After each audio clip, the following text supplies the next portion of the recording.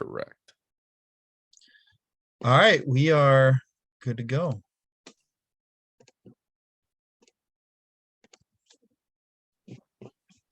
Hey there, Gyms and Gymettes. Welcome into episode 107 of the Daaagenerates podcast. Oh, shit.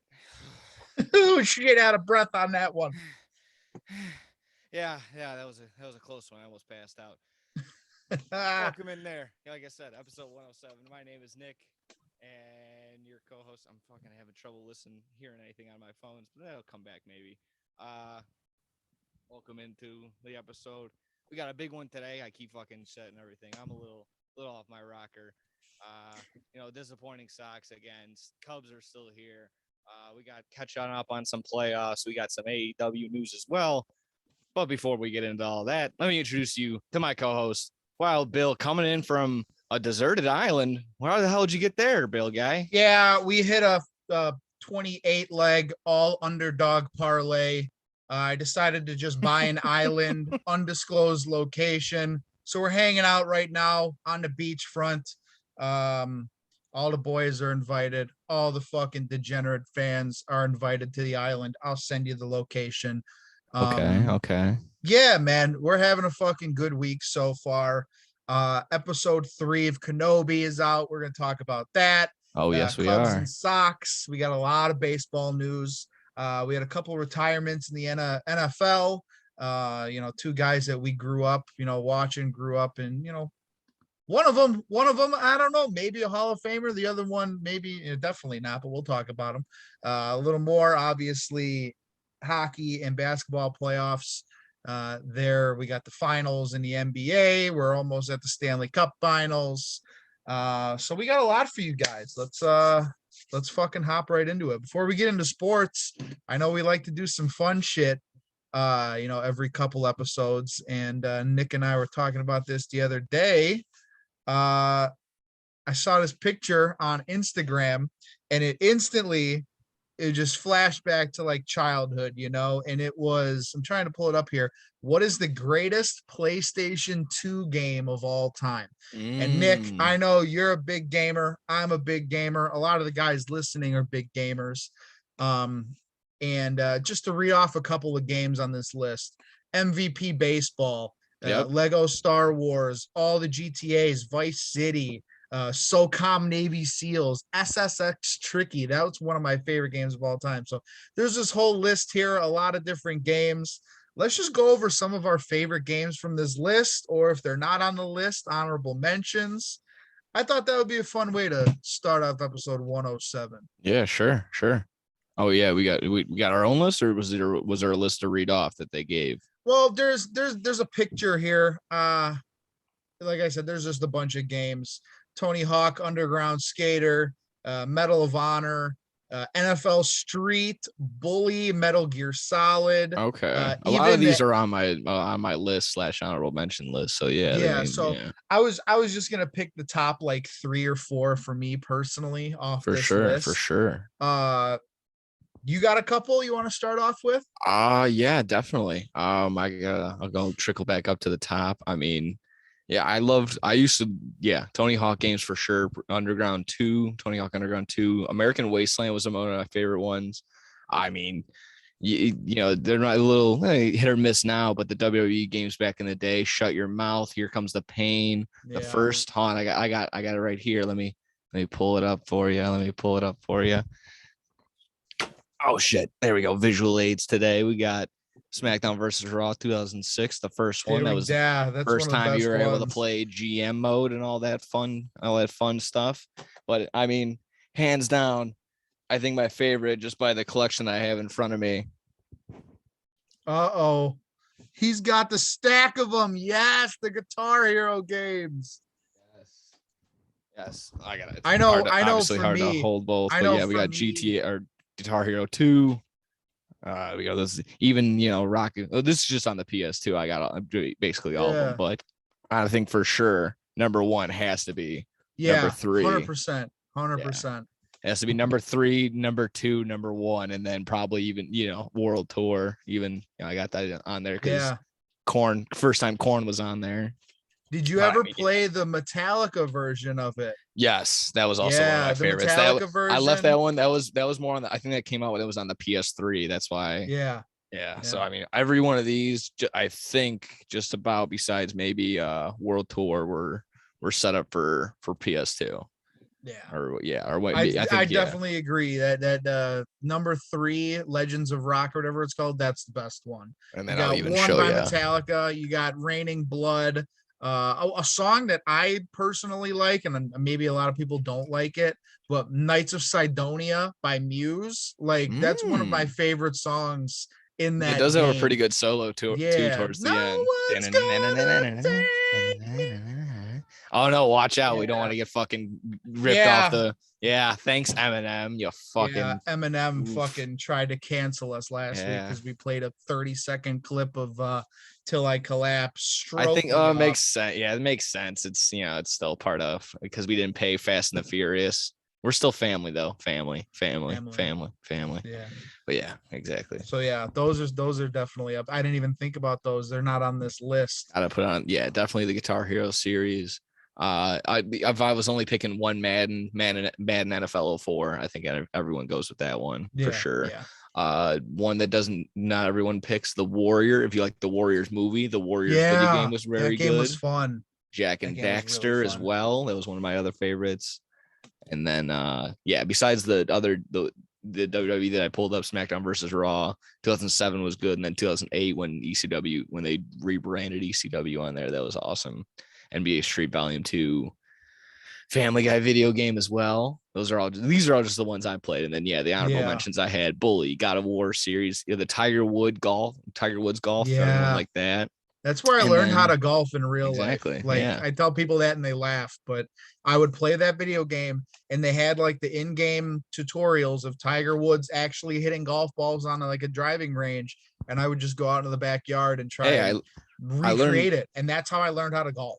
Learn how to throw a tight spiral by doing the backyard football with Donovan McNabb throwing to that little cartoon kid. Like that's how he was throwing tight spirals to Pablo the whole time. So that's how you learned.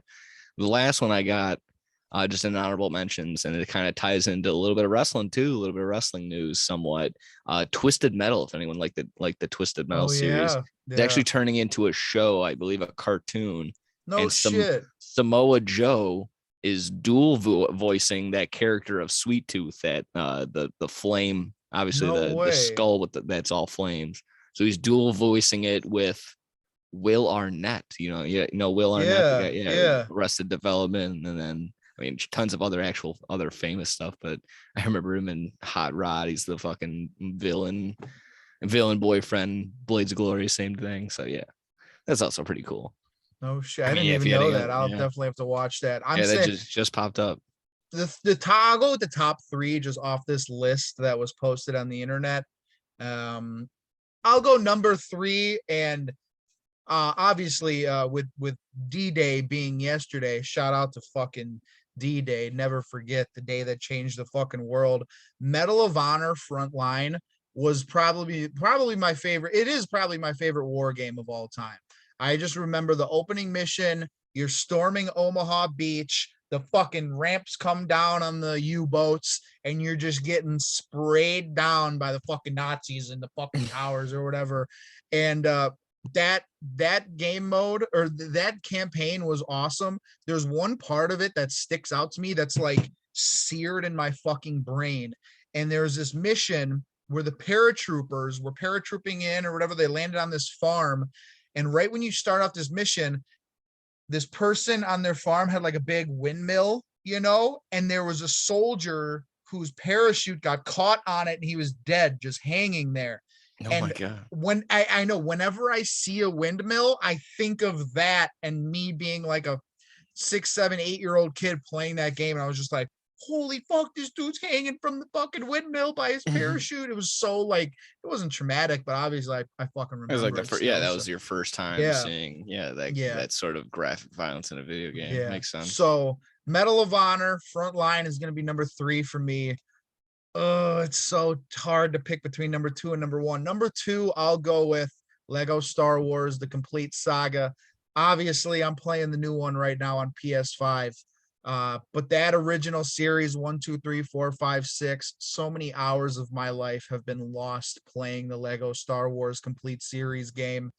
And again, just being a big Star Wars fan, that game's so fun. All the Lego games, no matter it's Lego Batman, Star Wars, Lego fucking whatever the games they have, they do a great job of like telling the story from the movie while also making it fun, while also having fun side missions and having little jokes and cracking little jokes in there. So always loved Lego Star Wars. But number 1 for me on the list, you know me, I love baseball. I love playing the show, but there's no denying that MVP Baseball 2005 with Manny Ramirez on the cover is still the greatest baseball video game of all time, in Not my just opinion. that, solid soundtrack, one of the Yes, best amazing soundtracks. soundtrack I on s- that game I too. pulled it up the other day on like a Spotify playlist and added a couple songs to my personal playlist just because they're so good. Yeah, Hot heat. Oh yeah, that's how you do it. yeah. Oh my god! So And then that was the just first time I got introduced to Dropkick Murphys as well.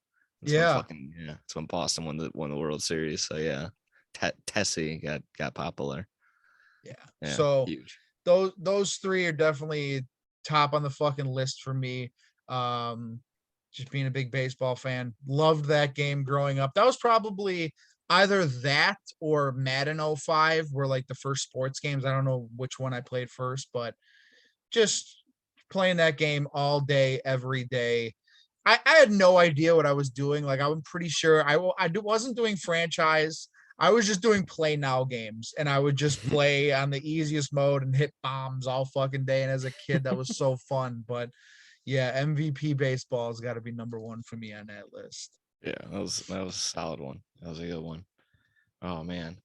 Uh, I mean, I hey, just speaking of baseball, I think we could just hop right into fucking baseball if you want. yeah, I was just about to say that exact thing. Yeah, we got some nice couple of good stories, but as always, we dive right into our fucking Cubs and Sox. How do we want to do Yeah, this time? I think I took Cubs first last week, so I'll let you take the floor and talk a little White Sox to start it All off. right, bang, bang, bang. Let's see. What are we gonna focus on today? Let's focus on the scoring because it's been absolutely putrid, just terrible from start to finish, and it's terrible. And the sole reason why we can't just get consistent wins out of these fucking boys anymore. So, we're negative as of right now, negative 56 runs in the run differential. I did some quick math yesterday. Sox are averaging 3.7 runs when you round up a little bit. April 10th, their third game of the season. It was their first, and as of right now, their last time scoring 10 or more runs in that game. They only scored 10 runs that time.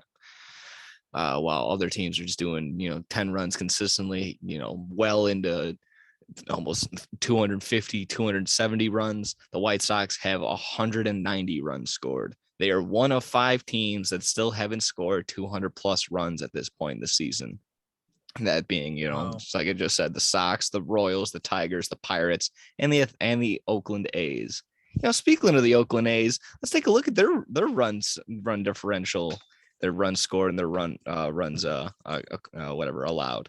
183 to 246. It's 7 less than the White Sox and the same amount of runs allowed as the White God damn it. Sox. They have a run differential of negative 63, and they're 20 and 36.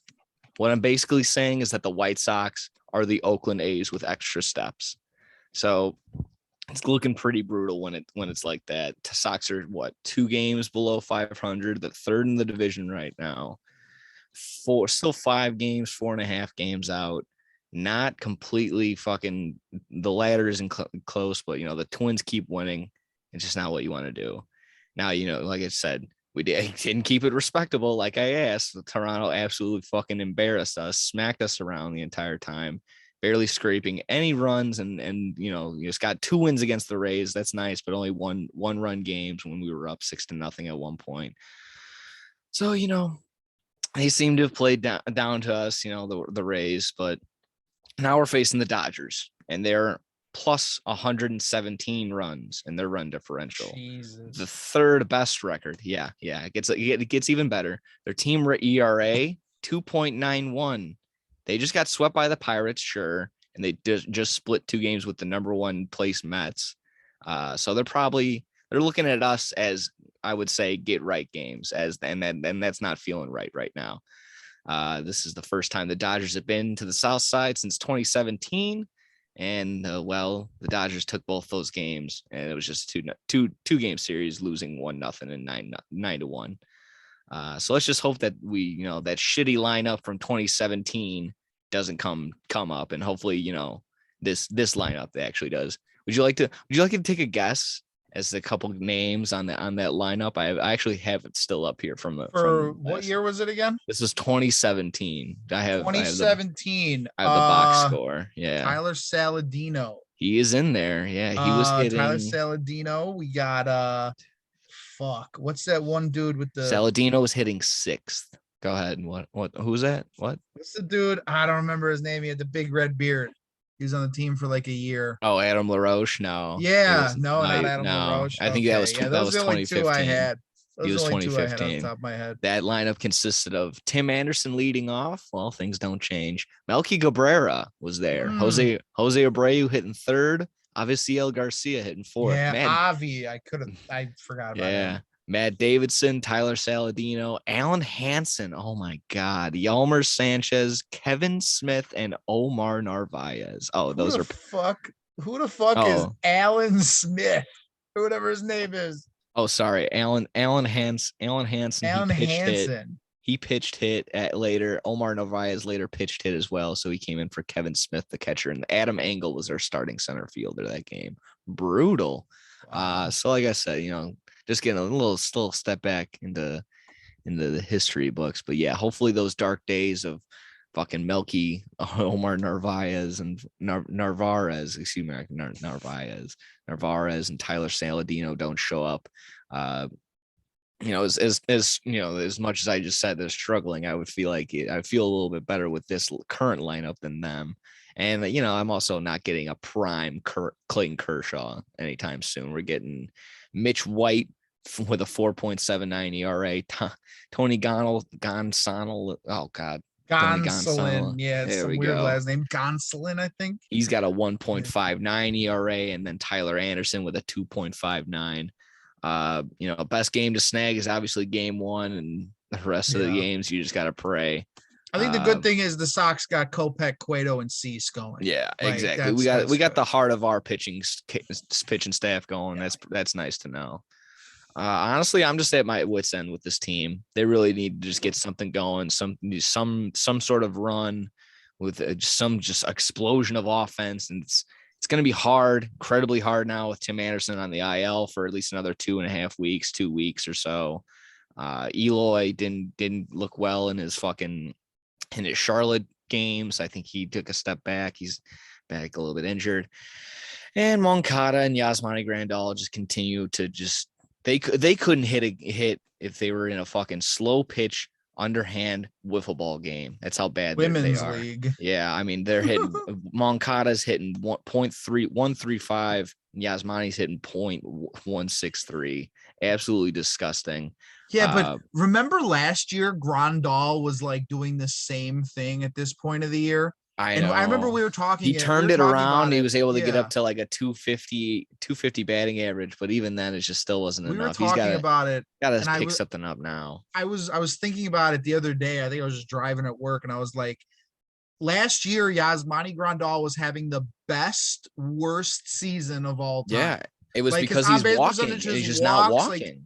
But his that batting average was trash, and now this year, he's not even walking. So I think at one point he had like 30 at bats. He was like 1 for 30 or 1 for 36 or something. Just terrible. He had a bloop single to get that scored 2 runs, but that was just a bloop single that he accidentally swung on. It just magically went over the second baseman's head. So he's got to figure something out. He's looking pretty terrible. You know what I think? Last couple games. You know what I think, and we'll talk about it a little more after the Cubs I think it's time for a change with the Sox. Like Yeah. Tony's got to Big go, change. man. Yeah, Like that will that's look what that's it what did to this the is all leading Phillies. to. That's what Look this what is it all did to the leading to. Phillies, man. The Phillies Yeah. turned it around and I were mean, absolutely playing amazing baseball since they got rid of Girardi. And yeah. I think the Angels are going to do it now that they got rid of Joe Madden. Yeah. No, Spoiler alert, that's if yeah. you haven't heard it already. Exactly. I mean, yeah, that's exactly what I was kind of getting to. Yeah. Well, I mean, when Reese McGuire's our best hitting catcher on the team, that's an enormous problem. And I don't Reese care that. McGuire. Yeah, I know. Low key, he's hitting pretty deep fly balls, and I would hope that he figures it out. They'll start landing in the seats, but still a huge problem when we're paying Yasmani as much as we are, and he's just not producing even close to what we need. So and even that, like we just said, he's not walking. That was the thing. He was able to get away with the shit batting average because he was still getting on base, but he's just not doing that. And even when he does, he's a one speed, he's a 2-speed guy, as we know from Yeah. MLB the show. MLB show has got 2-speed. Yeah. Unbelievable. So if you know what, if it's not getting rid of La Russa, if that's not the thing that we need to do, I resort back to what I said a couple weeks ago. We got to get some sort of trade. We need some sort of spark on offense. An episode that Jeff Passan must have listened to and wrote an article about who to trade for, listing the 2 top batters as the top 2 out of the 3 guys that I named, Josh Bell and Andrew Benintendi. Yeah. Regardless of that, What's up with all these professional reporters stealing our shit? Professional. Unbelievable. My ass. Passing. We got fucking Dave Kaplan, that bald idiot. Who's next? What did I say? Passan, Passan, whatever. Passan. I don't know how to say it. That's just how I say it. Passan. Yeah, fuck it. So I mean, like I said, take on a guy like Josh Bell. Like it's not sure if it's expensive or whatever. It's just for the remainder of the year. There's no ties to him. He's nothing big. Pitching if need be, like Frankie Montas is still there. Obviously, Andrew Vaughn has showed that he's the future of this team. There's no way that they're going to be able to get them. So he's off the table. It would need to be an entirely new deal to begin with. So if that was even the move, I'll even throw in just another name that's on the A's just to maybe get some sort of help in the second base. I guess if we want to get more bats out of that, Jed Lowry not having a terrible year either. I feel like Jed Lowry has been in the MLB for like 30 years. Like, I'm not kidding. I think when he is we up were there. young, he was an old man. Like, there's no way. It just seems like he has been around the MLB forever. I don't know what it is. Yeah.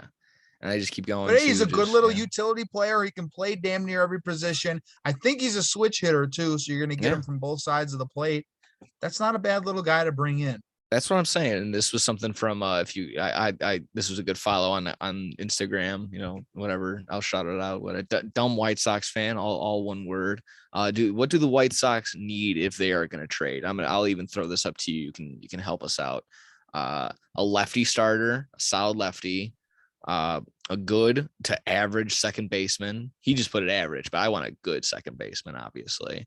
Another catcher or an all-around utility guy. What out of one of those 4, what would we want to do? There's been one guy who's sort of been on, I say my radar, like I'm a Sox fan and obviously we're not, or obviously I'm not. I wouldn't mind seeing a reunion with Jose Quintana. Like Jose Quintana's having a great year this year for the Pirates. Yes, he is. Just like Frankie Montas, he's going to get dealt at some point. The Pirates aren't building around this guy. They're not going to be good for a fucking while. Shout out to my boy Key Brian Hayes. Hate the Pirates, but love that dude. He's finally healthy and he's playing out of his mind. But I wouldn't mind, especially if I know Cueto's been good the first 2-3 starts or whatever it's been. If Lance Lynn doesn't come back and he's not the Lance Lynn of the last 2 years, bringing in Jose Quintana, who's having an amazing year with the Pirates, I don't think that wouldn't be the worst move ever for the White Sox.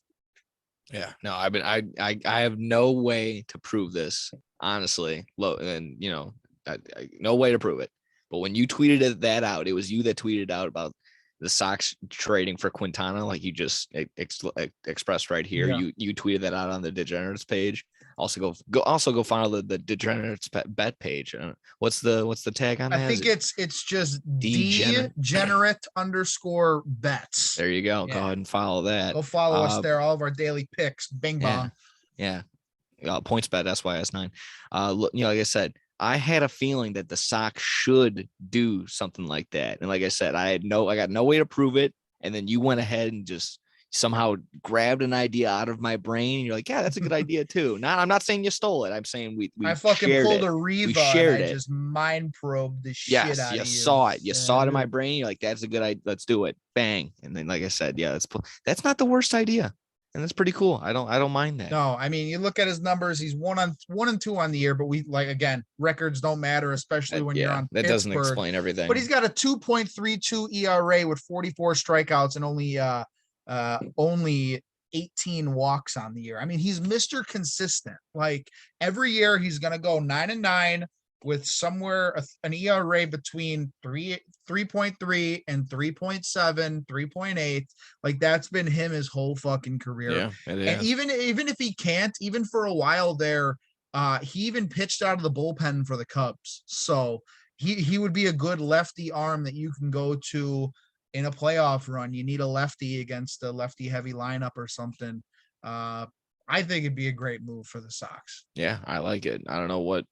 Probably give up something small, maybe someone out of their fucking farm system. Huge. Yeah, it couldn't be anything spectacular, but it is what it is. I wouldn't mind that on the small end. And it's exactly like I just said. You can make the same argument for like I said for Josh Bell. It's something you're not going to take on a spectacular contract for an extensive period of time. Might as well do it now for trying to win now. So, hey, 50 innings pitched, he's only given up 2 home runs. That's pretty solid good. too. I mean, he's known. He's one of those pitchers who pitches the contact. He relies on his defense. He loves throwing that sinker, getting ground balls. I mean, 2 home runs in 50 innings. Even in a ballpark like PNC in Pittsburgh, like that's a hitter's ballpark. So that's very impressive. Yeah. Last little thing just to wrap up Sox. Like I said, Sox need to get one against the Dodgers and just look competitive. I said that last time, and they got absolutely bum rushed by Toronto. They can't just lay down like they did, and they can't die like I just said against Toronto. Then they get the Rangers. They need to sweep the Rangers. It's as simple as that. Yeah. I mean, just to give us some sort of hope, some sort of just what I don't know. I know it's not like deep into the season yet, but you got to start making statements. A lot of teams, yeah, it's getting there where it's just like show up or show me your balls, and the fucking Sox aren't showing up. So I don't know. Like my dad always used to say, if you're a man, put it in my hand. There you go. Exactly. Show me your balls. And then whatever, dox myself. I'll be at the Hawaiian shirt giveaway game on the 11th. Happy birthday, baby. We'll be celebrating that over there. So looking forward to that. Like I said, we need 4 out of 6 out of these next 6 because the Twins don't stop winning. With that being said, go Sox. Let's go. Let's get into it. Let's get some more. Let's get some wins. Yeah, let's I'll turn it over here, talk a little fucking north side. Average week for the Cubs. We split a 4-game series with the Brewers. Going back to last Monday before last podcast, lost the day-night doubleheader, but came back Tuesday, got a win. Wednesday got a 4-3 overtime win, and then we lost 3 out of 5 to St. Louis over the weekend, and 2 of those games were heartbreakers and extra innings. I've said it all year. The on-field, the wins and losses aren't going to mean a whole lot to me. I feel like I've been talking about him in the last couple of weeks now, but Christopher Morel has just been playing great baseball for the Cubs. He has 20 I always see his starts. name in the stat sheet every single time. I'm just looking at box scores. He seems to be the leadoff hitter the Cubs haven't had since Dexter Fowler, and he even wasn't a good leadoff guy. Like he was just thrown in there because he was a switch hitter, had a little bit of speed, but he wasn't a true leadoff guy. Christopher Morel, in his 20 starts for the Cubs, has reached base safely in all 20 of those games. He has 23 hits and 79 at-bats, 2 home runs, 15 runs scored, 8 RBIs, batting .291. His on-base percentage is .380, which, I mean, that's all you could ask out of a leadoff guy. And the number one thing, like, again, just as a Cubs fan, being so used to like how we've played over the last decade, this dude has 6 stolen bases.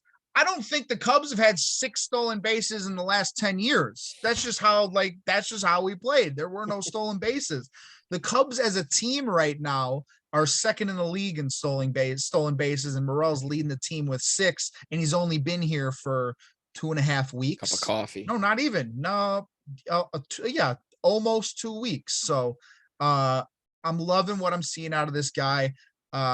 Going back to I believe it was the Milwaukee game last Wednesday. Yeah, it was last Wednesday, the 4-3 win in extras at home against Milwaukee. 10th inning, obviously we got that dumbass extra inning rule. Guy on second, no outs. They sacrificed him over to third, man on third, 1 away, and Christopher Morel came up. And the first 2 pitches, he was swinging out of his shoes, trying to end that fucking game. I think Pat Hughes even said, if he hit that ball, it would have went to Kenosha. Like, I remember him saying that. And there was a clip that was going around the internet of that at bat. He's 0-2. He steps out. He turns around and he looks at Wilson Contreras. And Wilson Contreras is like, hey, breathe. Just breathe. Take a fucking deep breath, kid. I just spit all over the TV. He's like, take a deep breath. And you see him and he looks and he takes a deep breath. Next pitch was a ball, and then the 4th pitch, he hit a a walk-off fly out to, deep enough to left field to score whoever was on third base. That's what I want to see out of these young guys, because if that was Javi Baez in that situation, he wouldn't have looked at Contreras. He probably would have swung even harder on that fucking 1-2 pitch. So again, I love the approach that this kid has taken to the game. It feels like he is like I said, the long lost. The Cubs haven't had a good leadoff hitter since Corey Patterson, and that was like 2005, 2006. So I love Morel. He plays every position. I'd like to see him stay put a little more in one position. I know he's filling in. He's playing a lot of center field right now with Suzuki being injured. He's playing second when Madrigal's not playing. He's playing right field when Hayward isn't playing. Thank God Hayward doesn't start anymore. But hey, I've liked everything I've seen out of this kid. So big ups to fucking Chris Morel. And then the other guy I want to talk about, the Cubs' top pitching prospect, Caleb Killian, made his MLB debut. Got the no decision against who the fuck were they playing? I got the no decision against St. Louis. Went 5 innings, gave up a couple runs. I think he had a perfect game going through 3, and then he got into a little bit of a jam. Tommy Edman got on base. Red hot Paul Goldschmidt drove in a couple runs, and then he got sent down back after that. But in his 5 innings of work in his MLB debut, he looked pretty good. He has an amazing fastball, like in the high 90s fastball, has movement on that thing, and a nasty curveball. So I like what I saw out of the guy. He's obviously, top prospect for a reason. I hope he fucking works out, because the Cubs I don't think they've ever been able to, grow and build their own pitching prospects. It's always trades or free agency, Jake Arrieta, John Lester. Oh yeah. That was a good one. Yeah, that was a good one. So I'm impressed with both of those guys. I think Killian will be back up at some point in this season, just because we have a lot of injuries in the rotation right now. Might as well get these young guys in there and get them some experience. So Christopher Morel, Caleb Killian looked good this week. Like Cubs a wrestler's name, Caleb Killian. Yeah. If he ever does make it and he turns into something, I'm definitely gonna get myself a Killian jersey. That's just a last name that deserves to be on the back of a. Does he have a greasy minor league number 39 or something like that? Yeah, it was 70 something. Oh my god! It was like give me 70 that. something. Oh, yeah. every time. Yes, give me 65 or something. Give me an offensive lineman's jersey number. Yeah. we got a 2-game series coming up starting in about an hour against Baltimore. 2 games there, 3 games against the fucking evil empire, New York Yankees. And then we got 4 games against San Diego. 2 of those will be played before the next episode, and then the 2 starting or the other 2 next Wednesday and Thursday. So again, don't give a fuck about wins or losses. We bet the Cubs money line tonight against Baltimore. Keegan Thompson, the best pitcher in the fucking National League right now, 6-0. He has the second most strikeouts and the lowest ERA out of all qualifying starters in the National League. He's taking the mound tonight against that bum-ass Orioles team. Cubs might win 78-0. But all I need is the money line. So and where's he at in the Cy Young rating? No, I haven't even looked. Yeah, but anyway, Caleb Killian, Christopher Morel, and hey, Keegan Thompson too. So they're all playing great baseball. Let's get the win tonight. And after that, I don't give a fuck. Lose all of them. Let's go Cubs. That's really it. Go. Hell yeah. Yeah, we only win the ones I bet on. How about that? Let's just there you go. That's the best way to put it by. It's like that's the best way to do it. We got some more MLB stuff to get into. Somewhat revisiting from last week. It's something we didn't get to. I think we found out the last second. That's usually our go-to. It's one of our famous moves, finding out something new the minute we press stop recording or whatever, pause, stop. We had the whole Tommy Pham, Jock Peterson fantasy football skirmish. Obviously, the dust is basically settled on that, but that revealed later on that Mike Trout was actually the commissioner of that league. Excuse me, as my voice cracks and I have to clear my throat. Tommy Pham went on to say that Trout is a bad commissioner for allowing all this, injustice, all this hoarding of shit. So I just maybe wanted to get your thoughts on just Mike Trout is not bad at anything. I don't think he's bad at anything. He's probably the greatest fucking golfer of all time. He's probably the greatest vacuumer of all time. He's probably the greatest landscaper of all time.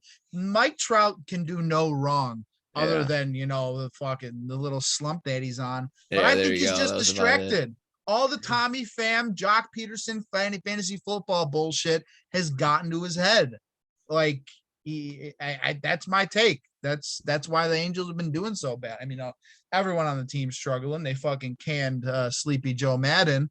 But I think Tommy Pham got into his fucking head, and for him to say Mike Trout is a bad commissioner, from all I've heard, they had no rules established against that's exactly that what were it was. out in your injury reserve spot. So Tommy Pham is so in the wrong, and he's just blaming anyone he can for him not being that good at fantasy football. I said it, Tommy Pham. Hold on a second.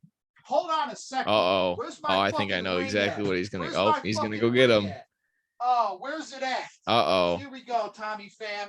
You got one of these, buddy? I had it in my suitcase here on the island. I bring it everywhere with me, Tommy Pham. You jelly, bro? You fucking jelly? You suck at fantasy football. And he's just trying to blame whoever he fucking can for it. Yeah, again, trying to rely on unwritten rules in your fucking fantasy league. No, again, bad move. And trying to blame it on Trout when he's just perfect at basically everything. Yeah, he had this little slump. It was, let me see, 26 at bats, maybe 27 without a hit before last night, Monday, being when he played the Red Sox. He went 1 for 2, so he finally broke that little slump. But I mean, that was the longest of his career. I think that definitely had a full effect on not only Mike Trout, but the team itself. They went on to lose 12 straight, and Joe Madden just got fired. If there's anybody else on the team in that league. That's a question we got to ask. Yeah, no, it's got to be the big hitters, big buyers, some people that got the big contracts. I don't know what Tommy Pham. I think we went over this last time. Tommy Pham was like, "Oh yeah, we need a 10th. Yeah, we have to get Tommy or something." Shit. Fuck. Yeah. So I think that was basically. He was that guy they were avoiding inviting to the league, and he was just so annoying. Probably text him every day. You got a spot? You got a spot? You got a spot? You got a spot? He's a Dallas Cowboys fan. They're like, oh fuck. Mookie Betts backed out. I guess we gotta let Tommy Pham in. Shit, yeah. No, yeah. If more ball players, I guess, I don't even know. Shots fired. Tommy Pham is the Michael Fitzgerald of their fantasy football league. I said it, Fitz. You suck at fantasy. I'm better than you, and you know it. Yeah, shots fired. Tommy, I'm gonna call Fitz after the podcast and tell him he's Tommy Pham. He's gonna be like, "What the fuck are you saying?" I'm gonna be like, "Tune in to episode 107 of the Degenerates podcast, now available on Spotify, Apple Podcasts, and SoundCloud. You fuck." Yeah. I mean, yeah. And then this even goes into I'm gonna text him. I'm gonna text him right now, and I'm gonna be like, "What's up, fam?" PHAM, and I'm gonna see what he says, and we'll keep you updated here live on the podcast. He's gonna yeah. All right, yeah. This kind of goes into something else that relates to it. First manager that got fired, we kind of made mention to it earlier. Joe Girardi got the boot with the Phillies. And the first game after their firing, Phillies won 10-0 against who else? The Angels. And then later, I asked when I was gathering all these notes yesterday, I asked who's next. I put Tony La Russa ? But quick update, like you may mention to earlier, Joe Madden got the boot before anyone else immediately the next day. So good move, I suppose. I mean, they're still second in their division, but the Astros are already 15 games above 500. They have exploded out of nowhere. They still have a solid lineup from top to bottom. So, I mean, good move, I suppose. I don't know does the Angels still have some hope? Do they still have any sort of drive? Yeah, I think they do. I mean, anytime you look at any sport, whenever a team fires their manager or coach, it always gives them that boost. I don't know if the Angels are playing tonight, but if they are, I might have to gamble. I might have to fucking put a couple dollars on them. There you go. I still think they got all around a good enough team. I mean, a lot of teams were off yesterday. Yeah. Sorry, I think they got a good enough team to still contend. I mean, you got Trout, Ohtani, Brandon Marsh, I think his name is. David Fletcher's a good little guy over there. Anthony Rondon. They got good players over there. So I think they brought in the one of the coaches that was already on the staff as like the interim manager now. I don't know his name, but I think it's a good move. Joe Madden, coming from a Cubs fan here, he's always been like a very unconventional manager. Like he does some weird shit. I guess obviously the World Series with the Cubs and the Rays, it worked out, but maybe it's ran its course. Like there's no more weird ass Joe Madden drinking wine in his fucking moccasins before the game in the that's something he would fucking do. He's a weird guy. I think it's ran its course. I think it's time for baseball to Tony La Russa, he was great. Joe Madden, he was great. Yeah, we need to get Dusty these Baker, old school guys Dusty out. Baker's still doing good, but baseball, it's sort of transitioning to the new younger managers that are really successful in baseball right now. So, and we have a fucking Joe Girardi, fucking 3-year-old managing Joe our Girardi ball was club. A decent player in his playing career, but he got canned. Look at Mike Matheny with the Cardinals, great defensive catcher. Almost 20 years, 15 plus years in the MLB. Oh, this guy's cut out to be a fucking manager. Didn't even make it 3 years with the Cardinals before he got canned. So they got to go with these younger guys. They know the game better. It's more of an analytics, stay loose, have fun fucking game nowadays. It's not like you said a couple minutes ago, old baseball with all these unwritten rules anymore. Like that's not baseball anymore. And it's all gone. And it should be. I mean, it's boring and it's dumb and it's just clearly not getting it done when a team like the White Sox being managed by Tony La Russa, who's, I don't know, older than the fucking dust on my bookshelf. It's fucking disgusting. I mean, when you're averaging 3.5 runs a game, obviously that's not working. And we kind of just made mention of this. Who's next? I mean, Tony should be next. I mean, it's as simple as that. And it needs to be some sort of spark besides the offense and the guys performing itself. It needs to be The guy managing the ball club needs to wake the fuck up. He can't be a guy that needs to be in bed by 8:30 p.m. every fucking night. So it just can't be like that anymore. We need someone new. We need some fresh blood. I don't care how many years are left on there, whatever guaranteed money is, just eat it, say fuck it. Another Rick Hahn experiment done and over with. Fucking just let it be done with. Goodbye, Tony. I've been more than okay with this. I've let it run its course, and it's just not happening. I saw something on my White Sox Twitter or fan page on Facebook. They started off just like this, same amount of games into the season. It was the same record, and they ended up still being in first place in the division. You know what? It's not 1973 anymore. It's a different fucking ball game. So it's not going to run the same course. I don't think we keep doing the same thing. It means when I forgot to make this point earlier. When you're having 3.5, when you're averaging 3.5 runs a game, maybe luckily enough to get 4, that means your starting pitchers need to be flawless. And then coming out of the bullpen, it's just the same. You need to put hopefully giving up 1 to no runs. If they give up 5 runs, the game is already over with statistically. So it's done and over with. You've lost if your opponent scores 5 runs right now. So I mean that's how it is right now for the White Sox. It's a shame. It's so bad. We need some sort of spark. If you look around the league at some of the most successful managers in the game right now, David Roberts, not that old of a guy. What's the guy? Kevin Cash, the Tampa Bay Rays. I think he's won Manager of the Year twice already.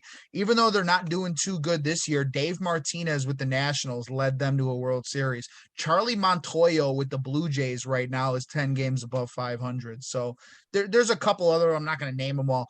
Craig Counsell with the Brewers, like he has had that team consistently winning divisions for the last 3 years now, and he's a relatively young guy. So, you look at the fucking older guys, 22 years experience, Terry Francona, Buck Showalter with the Mets. I guess that's a fucking, the Mets are just a great team though. You got Tony La Russa with the White Sox. Just these older guys with the fucking Girardi, and then you had Joe Madden. Like they're not fucking getting it done. Don Mattingly. Fuck Don Mattingly. He's a terrible manager. He doesn't even let their guys have fucking facial hair. What kind of fucking stupid manager is that? Come on. Dumb. That's just more Yankee like that's tradition. One of the things I hate. Like you can't be on this team if you have facial hair. Like really? If fucking Aaron Judge wanted to go to the Marlins next year and he said, okay, I'm going to play here, but you got to shave if he had a beard. Oh, you got to shave your beard or you're not fucking welcome here. Really? You're going to tell him you're not going to let him fucking play there? You're fucking joke. It's beyond ridiculous. Just stupid shit like that. Like Don Mattingly, I've never liked him. Yeah, it's terrible traditions or whatever. If you want to just establish some sort of, I don't know, some sort of rules or just, I don't know, a base in your ball club, it gets annoying. I don't know. There's any traditionalists that are there. I mean, that's not them. I mean, for some, they're probably just going to glance at it like they don't care. But at the end of it, they're going to be like, yeah, that was dumb. Why couldn't I grow a beard? That's fucking, I got to keep spending money on shaving cream. Are the Yankees, are the Marlins playing for my shaving cream? What's up with that? What if I get an ingrown hair? That's annoying as fuck. Yeah. I just got an update from Fitz. I said, you suck at fantasy. And he said, not this year. It's what he's been saying for the last 5 years. There you go. Oh boy. Let me see. Wrapping up some baseball here. We got even more White Sox news, somewhat kind of. Dallas Keuchel signs a minor league deal with the Arizona Diamondbacks. I have nothing on that. Good fucking luck. That's it. See you later. Yeah, see you later. Goodbye. Good riddance. Fitz just called me a cunt. Yeah. There you go. See you next Tuesday, dude. Yeah. Let me see. Last little thing I had, unless you had anything on Dallas Keuchel. Position. No, fuck it. He'll be out of the league by the end of this year. He'll be bagging groceries, stocking shelves somewhere. I saw a good tweet. He'll be managing like high school baseball somewhere. I saw some tweets like with the Savannah Bananas even want him pitching. I don't think so. I don't think he's fun enough. He's not fun enough. He'd be too serious. He's that. Yeah. Yeah. He's too. He'd Yeah. go He's into too. the fucking locker room, guys. We gotta stop with the dancing. Like, come Mm-hmm. on, we gotta win some games. Like, can we Favorite. end the 2 hours? Let's bump it up to three and a half. Yeah. Last little thing on baseball. I didn't know this, and then prior to running some stuff by you, you didn't know this either. Position players, we've seen far and a lot this year. I think Anthony Rizzo's pitched already. Maybe I'm just running into my brain from last year, but Albert Pujols, Yadier Molina for sure. That Phillips guy on the Rays again. Oh yeah, I heard that. But what we didn't know, and according to, I think it was like a Mets game or a Nationals game, whatever game, someone was getting blown the fuck out, obviously, but only by 5 runs. A position player can only come in if they're down 6 or more runs. So is this dumb or really dumb? So yeah, just want to lay that out for you. Yeah, I had no idea. Like, I had no idea that was an actual fucking rule. I could understand, like, I don't know. Maybe you got a double header, you got an early game the next game, you got, a week and a half of straight games. You want to give your bullpen a little bit of a rest. I could understand that. You're already losing. Okay, we're down 8. What's another fucking 8? I could understand it from that point of view. I think it's fun watching these guys pitch. But like, to put a number like, oh, you can only do it down 6 runs, not less. I just think that's weird. Yeah, I mean that should be clearly up to the discretion of the manager of when or not I've quote unquote lost that game. I mean, if they're down 5 and they don't, like, fuck it, it's the bottom of the 8th, we're down 5. I don't want to waste any more actual arms. Let's just eat it and save it for tomorrow. Let's pack it in, boys. And they're just like, oh no, you have to. It's kind of ridiculous, kind of stupid. I feel like I know obviously the outlier is Shohei Ohtani, who I guess I mean, he's just both a starter, listed as a starter, as a pitcher, and as a center fielder, outfielder in general. But I again, it just anybody should be allowed to play anything that they want at any point in time. I understand also, they need to be on the roster. I think it was maybe a week or two ago, someone was on the COVID IL, got off the COVID IL, but they never, actually put them on the active roster. So went in, did a whole bullpen session, came out to pitch, and then they had to stop the game because he wasn't technically on the roster. So he had to go sit back down. I wish I remember which game that was too. But I mean, I get that because it's a technicality of, like, not on the active roster, but anybody is. It should be up to the discretion of the manager. Just say, hey, we're done. We're out. Fuck it. Here you go. Here's my bullpen catcher. He's pitching right now. Like, who cares? I mean, and like you said, sometimes it brings more eyes depending on who you want to throw out there. So if it's a guy like you just mentioned, like Yadier Molina or Albert Pujols, or if it's, I don't know, it'd be pretty fun if Jose, it wouldn't be fun. It would mean that the Sox are getting blown out, but Jose Abreu went out and pitched or something. That'd be interesting for 30 seconds, as long as he didn't get fucking pegged, whatever. Just, I don't know, just kind of weird. Like I said, need to be down 6. It's kind of stupid. Kind of, again, should be up to whenever. Obviously, you're not going to put in a position player when you're only down 1. You're still in the game. Down 2, you're still in the competitive mode to be in the game. That's cause for concern as a manager if you're putting in a position player down then. But down 5, down 6, that's fine. I mean, whatever. Don't want to sit here on too much on that. We got plenty of other stuff to get into. Unless you had anything else, we can wrap up and hit the ice, or we can hit the hardwood. That about wraps it up for fucking baseball. Yeah, absolutely.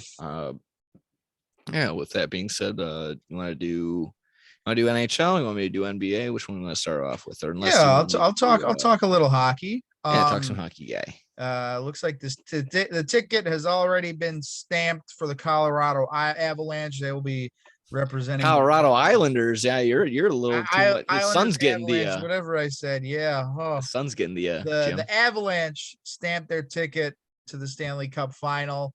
They sweep Edmonton in the Western Conference final. I don't want to say like I knew it, but I had this series over in 5. Like, if you were going to ask me, Edmonton, they What a had their comeback win chances. game 4 for the Avs. Edmonton had their chances to win that game last night. They really did. They were down, or they were up big. The Avalanche tie it up, and then they go down with about 4 minutes left, and Edmonton scores again to force overtime. At home, the atmosphere was crazy. The fans were going wild. It just felt like they had all the momentum going into overtime, and then not even 5 minutes into overtime, the Avalanche win it. They end it. They're going to the Stanley Cup Finals. I think we all knew this, like even before the playoffs. I said they're the best team in the Western Conference. They're It going was to the written in Stanley stone. Cup I mean, they were Finals. plus Exactly. 160 to win the whole thing throughout the entire playoffs. I mean, even before that, they were probably, at one point probably minus money or whatever. So, I mean, it makes sense. And then, in the Eastern Conference, a little bit of a surprise here. The Rangers actually up 2-1 on Tampa Bay. Tampa Bay, big game 3 victory at home on a Sunday. Another comeback there. It's just fun to see these two goalies go at it. Shesterkin and Vasilevsky. Vasilevsky. They're the two best goalies in the world right now. That streak broke. He was 18-0 and coming off a loss, and now he's 18-1. It lost finally. But that continues the Rangers streak of home game wins. So it's I mean, it was one was bound to that would have been a good wrestling I think promo. I got something in my eye. Oh no. Fuck me. But anyway, 2-1 Rangers. We got game 4 tonight. I think Tampa's going to tie this series up 2-2. They're minus 180 right now on the money line. I'm going to predict a 4-2 win for the Lightning.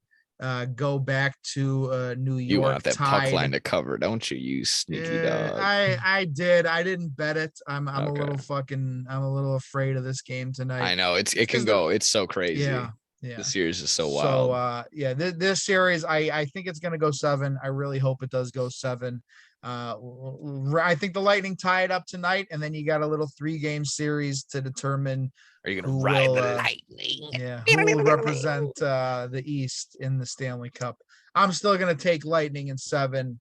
I mean it's been one hell of a fucking playoff so far, man. And no matter which team we get, the Rangers or the Lightning, it's gonna be a great final. I'm still gonna take the fucking Avalanche though. They're pumping on all cylinders right now. Nathan McKinnon, Gabriel Landeskog, Cale Makar, Devin Taves. They have studs all throughout their lineup. They lost Nazem Kadri, who's sort of been like a playoff folk hero for them this year. He's probably going to be out for the rest of the remainder of the playoffs, which that hurts, but they're good enough to where it won't hurt, if that makes sense. So, we got game 4 coming up. We'll talk about it next week. Next Tuesday, we'll have the Stanley Cup final fucking set for you guys. We'll talk about it more then. Transition over to the hard court. I mean, we got the fucking finals going on right now, and we've had 2 pretty good games so far. My only last thing I had just before we talk basketball is just, maybe you may have mentioned this last week. It's just no one is talking about how there could be a potential 3-peat in hockey. I mean, it hasn't been done. Hasn't been done since the 4-peat with the Islanders, if I'm not correct. Yeah, and it's in the 70s. It hasn't. It's just because they're such a small market. I mean, the Tampa Bay Lightning, but it's so crazy how that with the salary cap. It happened with the Islanders, the 4-peat before the salary cap was a thing in the NHL. So they had a little bit of a fucking super team. But now that it's the salary cap era and each team has, you know how salary cap works. You got a fucking certain amount you can spend.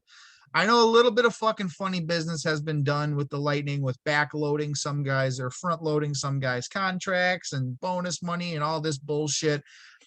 All that aside, they have put together obviously championship contender teams for the last 3 years. Clearly, and in hockey, that is such a fucking hard thing to do. I know in every sport, any given Sunday, anybody can win. In hockey. Or in sports, anybody can win. But when it comes to fucking the NFL, the Chiefs are going to be there at the end. The Rams are going to be there at the end. When it comes to basketball, the Warriors. Yeah, that's the one. The fucking Warriors are going to be in the Final Four, championship, something like that. In hockey, it's fucking seeding does not matter when it comes to playoffs. For the Lightning to do this 2 years back-to-back champs, and now potentially get to a third Stanley Cup final, it is beyond impressive. So yeah. I mean, we're somewhat spoiled. We got the taste of the dynasty, but we never got 3 straight. We got 3 and 5, and then even Boston. I'd rather Boston spread and it out Pittsburgh. though. I like that too. Spread it out a little bit. Have a year, little you get a loss, hangover year, exactly. and then you come back, and then you're upright again. You don't need a parade every single time. 2014, the Hawks were a fucking goal away from winning a Stanley Cup Finals because the Kings won it. They beat the Rangers in 2014. We would have stomped the fucking Rangers if Alec Martinez didn't score that fucking OT goal. Fuck him. I'll never fucking forget that night. But anyway. Game 4 coming up tonight. We'll talk about, we'll be in the Stanley Cup Finals, like I said, next episode. Yeah, I think by the time we go around 108, should be set for whoever's playing the Avs. Yeah, and either way, either of these 3 teams, I'll be happy. We get obviously we get the powerhouse and the fucking Avalanche, all these guys. That team's been together for a couple of years now, and they're finally putting it together. I'd like to see them win. The Lightning, obviously, the 3-peat would be historic. That'd be fun to watch. Yeah. And then the Rangers, I'm a big Igor Shesterkin fan. Artemi Panarin, former Blackhawk over there, has been killing it. And one of my buddies and Degenerates listener out in fucking Auburn, New York, John Corey, he's a diehard Rangers fan. So I'd like to see him and his team get a fucking Stanley Cup too. So either way, playoffs have been absolutely amazing in the NHL this year so far, and it's far from over. Yeah, that sounds absolutely awesome. Let's go ahead and transition to a little basketball. 2 games into the finals, and Steph Curry's absolutely cooking. Draymond Green is being Draymond Green. He's getting everyone's faces. I think he got a flagrant 2 and he was kicked out of the second game, but it didn't really matter. Shenanigans somewhat happened. The whistle kind of blew more towards the Golden State's way in game 2, but Boston somewhat turned it over on themselves, kind of shot themselves in the foot. I don't know. To me, in my eyes, if we want to focus on just on the 2 games, it might come down to who wins the third quarter. That might not necessarily translate even in the first game, because maybe just something to focus on, maybe something to live bet. Golden State has been absolutely cooking in the third quarter. They outscored, and in the absolute other side, Boston struggles coming out in the second half. 38-24 in the first game in the third quarter for the Warriors. And then in the second game, let me take a quick look while it loads. 35 points score for the Golden State to 14 huge scoring discrepancy in both those games.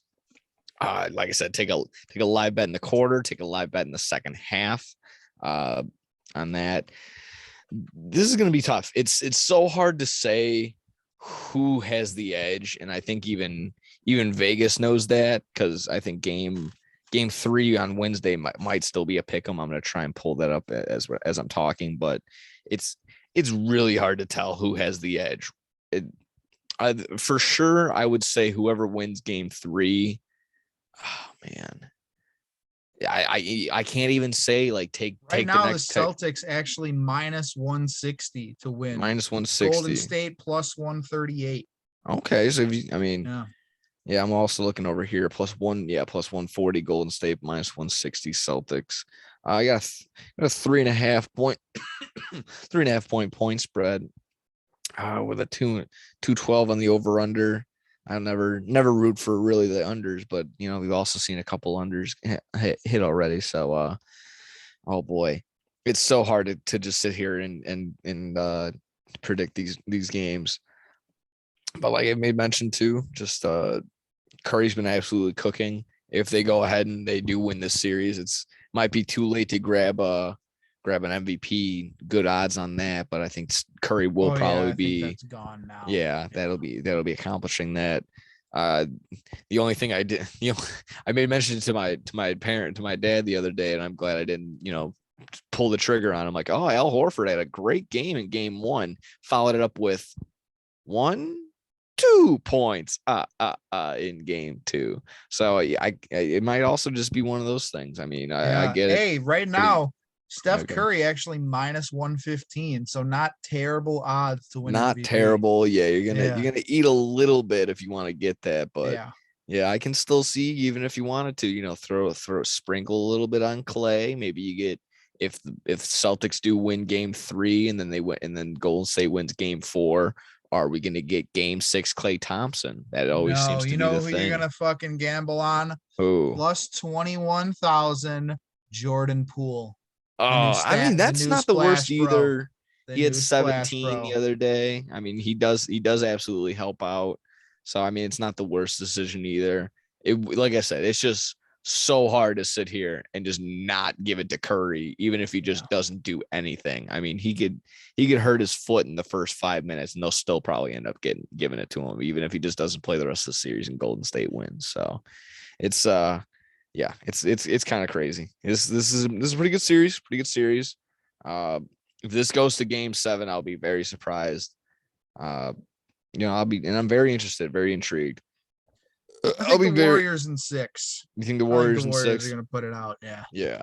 I think again, and I think it's gonna if Golden State wins game 3, I think they also take game 4. What I think I'm saying for sure is I think Golden State is winning game 4 no matter what, if they win or lose game 3. So I mean, it just makes all the sense to me. I mean, I think they always just turn around. They're able to turn around on a loss, and make sense. Boston coming home, haven't had a finals in what, like almost 10 years for them, something like that, since their original big 3 with Kevin Garnett and Ray Allen and Paul Pierce. So I don't even know, is it still the TD Garden? Or is that'll still be rocking, making a bunch of noise? So yeah, they'll be going crazy. Very interesting to watch. Like I said, I won't be taking bets right away. I'll be live betting if I'm going to do anything. And gotta take a feel for it. I know it's kind of the wuss way out of it, but I can't sit here and give out a pick or anything like that I would want someone to put their money on. I'm not sit here. I'm not no fucking basketball virtuoso or whatever, but just sitting here like, oh, this is gonna happen and this is gonna happen. I can't predict shit in this thing. It's just it's just one of those games, and I think every single one of them is gonna be, you're gonna know what's gonna happen possibly maybe within the first 5 minutes of the game. It might be, and you just got to pay attention. It's going to be as simple as that. You can't sit there and say, oh, this is a lock for sure at the beginning of the game, because at the drop of a hat, at the flip at halftime, it can switch somehow, some way, someone. I think it was game 1. I had 108 and a half. Golden State had 6 minutes to score 6 points. They only scored 5. They couldn't score for 4 minutes. Draymond Green failed to make a free throw. That was legit the difference, because Golden State made a bullshit 3. Excuse me. It did not matter to score 108. And like I said, didn't even need them to win. Just needed 108 and a half, needed 109 points. And they couldn't do that. So yeah, it's as simple as that. Yeah, dude. Nothing's the other a lock. Game 2, I took fucking Curry and Tatum to both score 30 points. I saw this. Tatum finished with 29. Curry had 28, or maybe it was flip-flopped. Yeah. But they had 29 and 28 with 10 minutes left in the game. Oh, that's not even kidding. That's terrible. Yeah, they didn't play him. They didn't play him at the end of the game. It was all that's the bench. Terrible. I mean, yeah, they looked like they was basically essentially a blowout. They were down. So Boston was down 30 at one point, I believe. So, yeah, very unpredictable series. But my for sure would only be that I think Golden State's going to win game 4. I'll even take a little bit of the plus 140, plus 135, or whatever you got on points bet, code SYS9 for if you want to bet with the Daaagenerates. Help us out. So yeah, that's basketball. I mean, I had kind of somewhat some rumors on Zach LaVine, but nothing's really set in stone. Some are saying that he's staying. I have a report from Fansided, but it was from an insider on the Bulls believes, I mean, there's not really much to go off of. He believes that Yeah. Zach LaVine will re-sign with the Bulls. I think he's going to re-sign, but he's going to get traded. It might be a sign and trade. And to what? And for who? For how much? I don't know, man. It's rough to say. We might be, like I said, might be in the basement, might be some dark days for the Bulls fans coming up unless we can turn something around, get some draft picks, make something happen. Maybe do what the Boston Celtics did, flip-flop somebody and get a Jason Tatum out of, a team like, that's going to end up drafting them, but then they don't. I don't know, something like that. Hopefully you understand what I'm saying. They absolutely screwed this Philadelphia 76ers when they picked Markelle Fultz when they could have had Jason Tatum. They could have been the same exact boat, 76ers, but you're not. You're not. So yeah, suck it. Neither are we, the Bulls. So that hurts. Either way, that's basketball. That's how the way the ball dribbles, bounces one way, bounces the other way. That's the Either way, the ball dribbles. There you go. It's orange. NFL is next. If we got anything on that, what do you want to open up with? I think we had unfortunate news. We got some retirements, and then we got an update from last week. What do we want to start off with? We could start off. Let's start off with the retirements. Just a little fucking see you later. Start off with the good news as always. We got the news. Frank Gore and Ryan Fitzpatrick going to be hanging him up. Frank Gore signed a contract with the 49ers to retire with them. Yep. Fitzmagic's hanging him up after 17 years. I had a little trivia for you. Do you think you can name all 9 teams Ryan Fitzpatrick has played for? Because I tried doing this the other day and I got 7 of them. Oh, I feel like I'll be in the same boat. I feel like I'll get like 7 or 8. I'm gonna miss one of them for sure. All right, let's see if you can get it because I got all 9 of them right here. Okay, the Buccaneers. Yep. The football team. Yep. The Miami Dolphins. Yep. Wasn't he on the Jets? Yep, that's 4 right there. Oh boy! Now why am I already? Yeah, I'm already staggering. Wasn't he on the Browns? The Browns? He was not on the Browns. No. Okay, no. All right. I got it. Shit. He was on the Giants. I wish I had a fucking map in front of me too. I'll let you pull up a map of the teams. Yeah, maybe.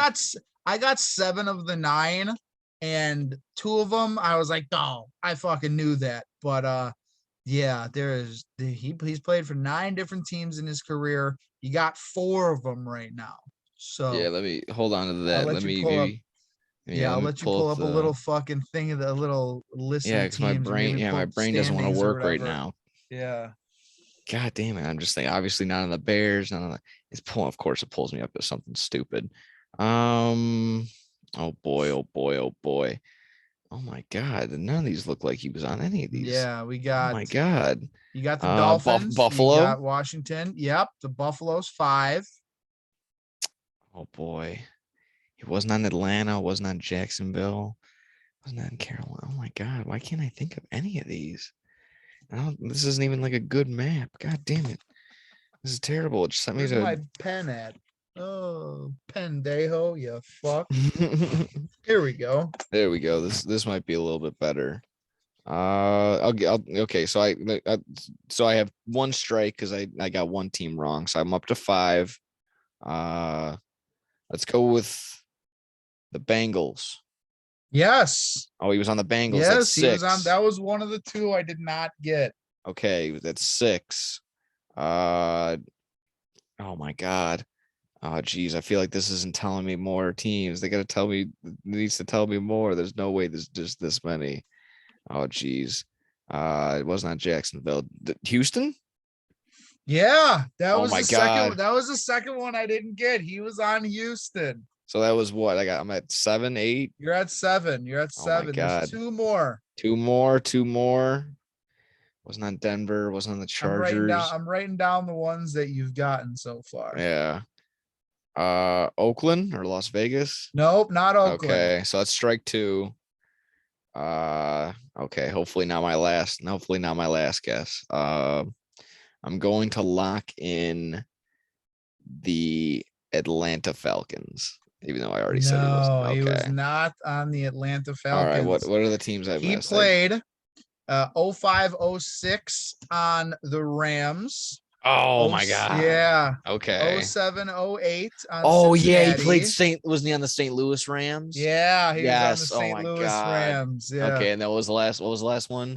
So we got the Rams, the Bengals, which you got, Buffalo. Got that one. Did you say Tennessee? I did not say Tennessee. No, I was okay. thinking He was them on the too. Titans for a year. Oh, damn it. We got the Titans. We Damn got it. Houston. You got the rest. You got Houston, the Jets, Tampa, Miami, and the football team. What a solid. Hey, so we both got 7 out of 9. Yeah. That's not bad. I mean, That's 17 not bad. seasons. He's the ultimate journeyman, obviously. And I mean, what just you can't really do what Frank Gore did. You can't sign a one-day contract with the San Francisco 49ers. You would need to sign fucking, like you just said, 9 one-day contracts with 9 different teams. So yeah, he wouldn't even technically retire as the team he did anyway. So I mean, he made an impact. If he was on your team, he made an impact anywhere between 4 to 8 weeks out of your season before being knocked out of the playoffs in the first round or just missing them entirely. So regardless, like I said, great moments on and off the field. He had a great sense of humor. He had that. Yeah. Came out with the chain. He had Deshaun Jackson's clothes on the one day. He decided not to tell him. That was hilarious. He's like, I got to get out of here. Deshaun needs his clothes back. I mean, just last year, the year before, he was getting pulled on his face mask and he just launches a dart down the field. Buddy guy catches it, gets out of bounds, and they're able to kick a game-winning field goal for the Dolphins, I believe. So that was pretty sick. So I mean, that's the great, like I said, great sense of humor, great timing, and delivering in that little fucking segment, and a great beard. So what a way to ride off into the sunset, Fitzmagic. Have a solid season. And I'll even pan back over to Frank Gore, not to just take away anything from him. He's legit the 3rd rushing leader of all time. He's a first ballot Hall of Famer. I mean, and take away any flashiness, you can definitely look at a bunch of highlight tapes and find some good shit on Frank Gore for sure. He was just hard hat lunch pail. Probably single-handedly won some fantasy leagues for some people for sure. Was definitely some people's workhorses on that end. But just getting back, we've made mention to exactly 11,000 rushing yards or something like that. That's very impressive. Just to fall on the exact number, but exactly it was exactly 16,000. Oh, 16,000. Sorry, exactly. I felt like 11,000 was not enough. Career fantasy points in non-PPR leagues. Career fantasy points in non-PPR leagues, 2,542 and a half.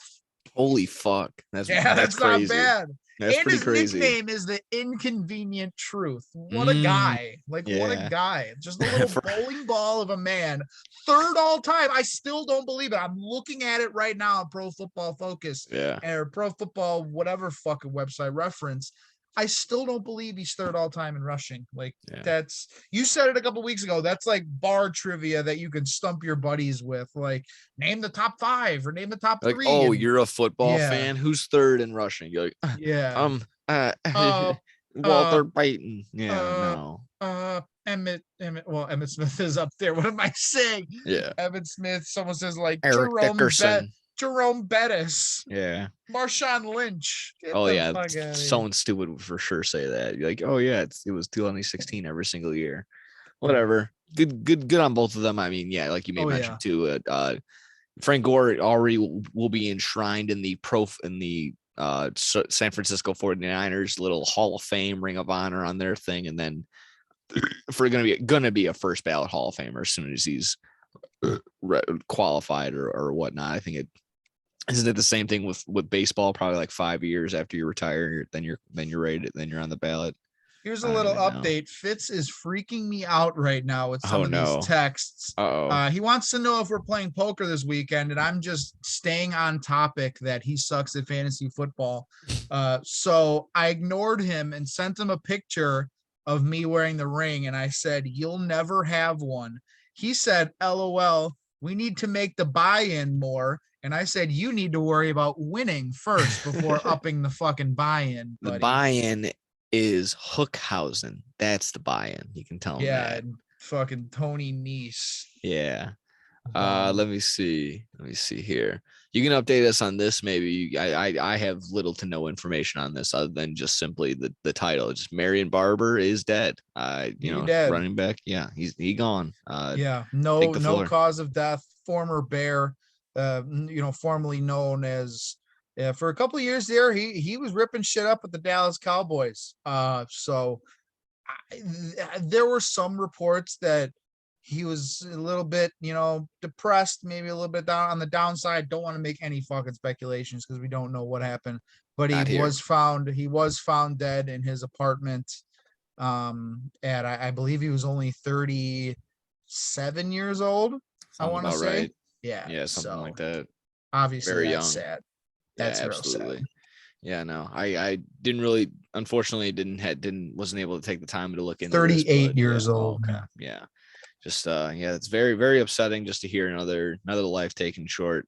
I don't know. Again, we don't know of what cause and whatnot, but if it is some sort of something to do with up in the brain or something like that, it's just I don't know. I gotta take more awareness. Gotta take some sort of cause, and yeah, it is. Yeah. It is ultimately upsetting, but it not for certain. We'll just take the time as always, as we say, bring up a lot of death on here sometimes, unfortunately, but it is what it is. If you have any problems, call into the Degenerates hotline, and we'll talk about it with you. Yeah.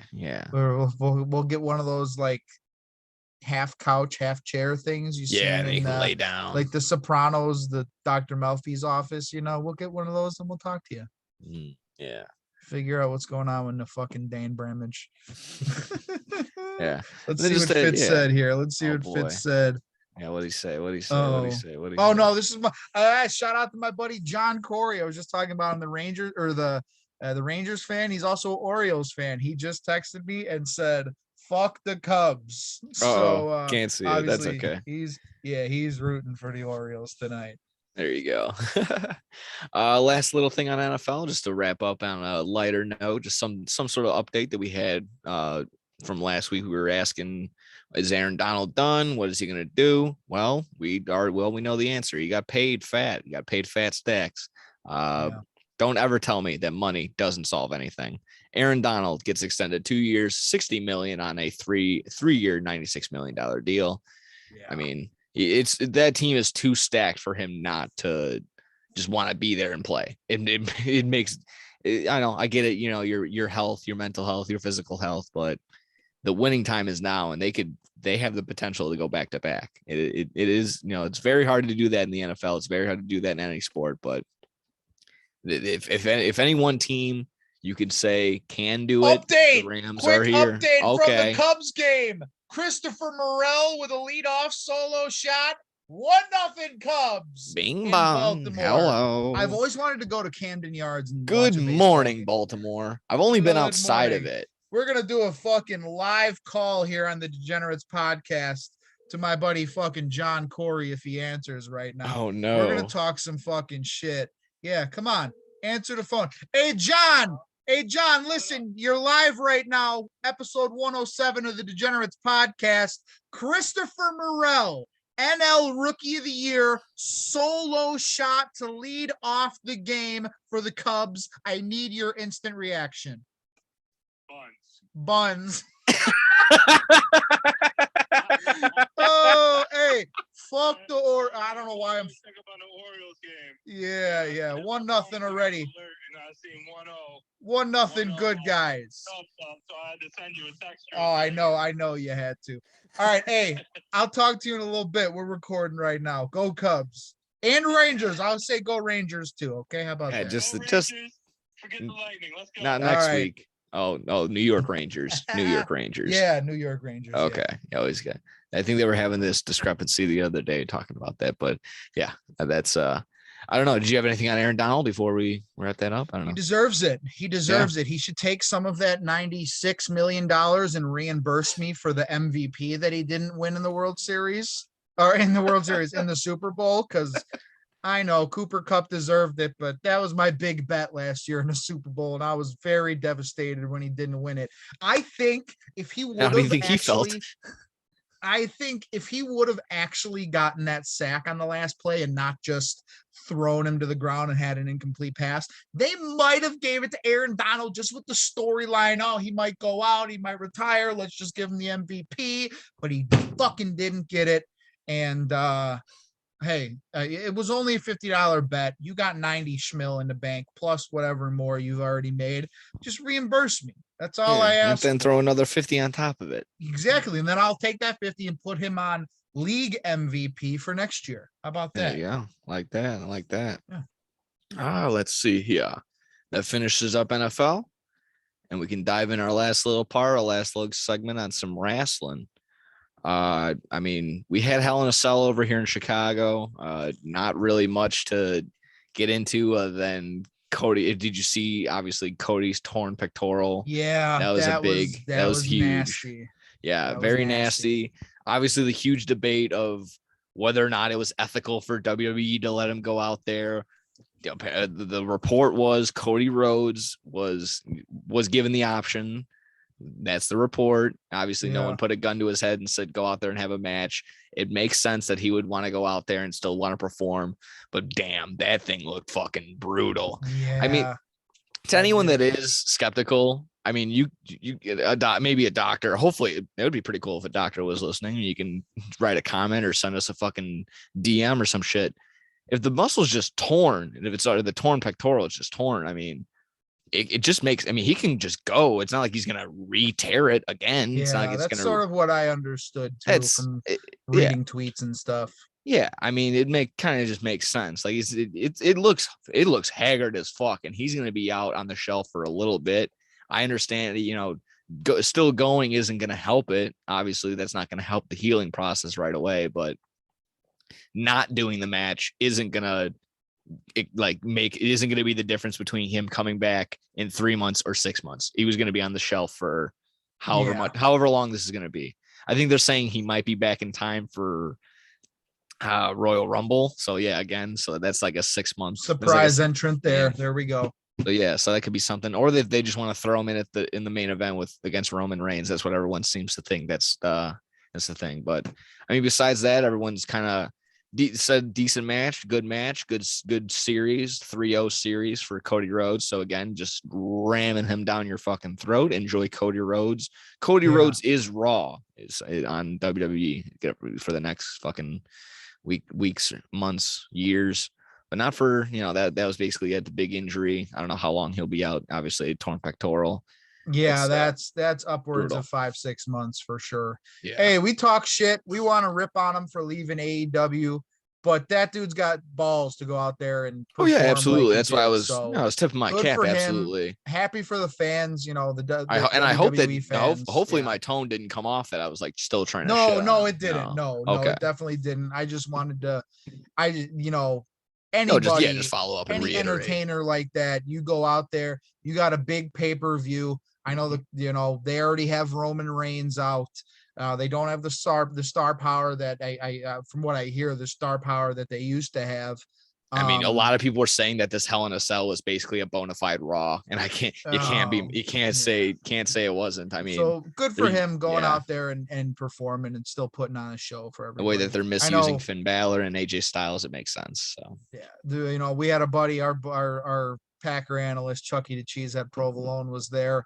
One of my buddies, Jeremy Sampson, took his nephew there, and he's like 9 or 10, and he's a big WWE fan. And they were like cage side, like 4 or 5 rows. Oh, that's awesome. From this cage. So he was posting on his Snapchat all night, and they were having fun. So that's awesome. His nephew, I think he watches AEW, but he's more a WWE guy, and he's always liked Cody Rhodes. So I'm happy. I'm happy for people like that who are Cody Rhodes people. Got to see him one more time before he unfortunately has to go have this injury. Yeah. So the ball's on that dude. Stop saying it's fake. All you fucking idiots. Stop saying wrestling's fake. You're fucking stupid. I'll slap you. Yeah, no, I kind of had this conversation with my aunt over the weekend. She's got 2 smaller children. I think one is One is 9, one is 7 or 6, and it's kind of in the same boat. They watch she and her husband or my uncle. They watch AEW, both of them for sure, and then the kids for sure watch WWE.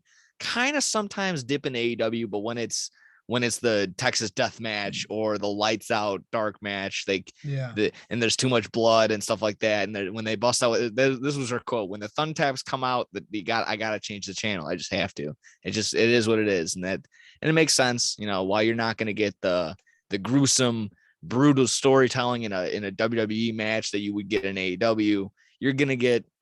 And that's what they get. They get the smaller demographic, the younger kids, where you can put the bright, shiny colors in front of them.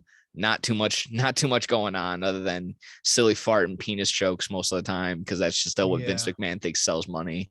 It does. I mean, they still sell out somewhat. Yeah. They had to move venues, but it is what it is. I actually didn't even almost just got beamed in the head. I actually turned that on just because there's no MLB game on. I think they're playing the Sox game. Yeah, we got the Nerfy. We got the Nerfy and the Pirates Tigers, and that has been delayed in Pittsburgh. Damn it! So we're gonna have to wait a little bit on that. Quintana was on the mound. I had to take that. Yeah. Let me see. Just if you had nothing else on that, really, like I said, I don't think anything else big. Mustafa Ali didn't win the U.S. title. No titles changed hands. Mm-hmm. Nothing was there. I think Kevin Owens beat Ezekiel. Kyle Owens, whatever Ezekiel, he wants, whatever, however Elias whichever guy is this week. Yeah, I mean, a lot of people are saying it's the same. Ezekiel, him, that was his first time having a pay-per-view match. It makes sense that you just get the jitters out. Like I said, just it's your first time out there. It's rough. It can be rough, especially when you're going up against a guy like Kevin Owens, who's has much more experience, just far head and shoulders above Ezekiel. If Elias was still out there, maybe we could add a fun little thing.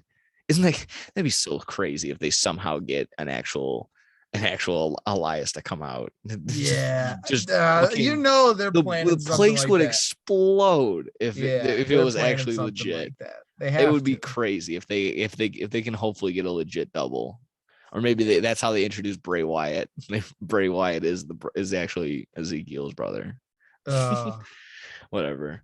We got some other, unfortunately, quick injury before we get into the pipe bomb that was heard around the world in the wrestling industry. Bad news, man. Yeah, bad news. You saw the limp. You were kind of making mention to it, but I think it could have also came from some other spot.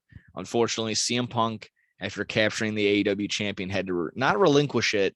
He just has to step away for, he only had it for 3 days. Has to step away for some time. Going to get a surgery on his foot. Luckily, it was just his foot, not like his knee or anything. No timetable set just yet on when he'll come back. But, they set up this whole interim title thing.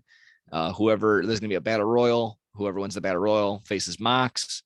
And then whoever wins that will face, Tanahashi at Forbidden Door. And it's not even okay. It is set in stone that it'll be set in stone that it's Tanahashi. But even for New Japan, they have a qualifier. Tanahashi's going up against somebody else to be for the interim title. And then from there, whoever wins that interim title will face CM Punk when the time comes for CM Punk to come back. So he's not dropping the title. They will unify the both AEW interim titles together when CM Punk. That's good. I like that. I like that. And just the fact that they didn't strip him and they did make it an interim is sort of positive. Like he shouldn't be out that long. Like if he was going to be out 6 months, like Cody Rhodes might be, they might have to strip him. But just the fact that, okay, we'll leave it an interim. We're going to do this storyline, have the tournament, the Tanahashi at Forbidden Door, whatever they're going to do.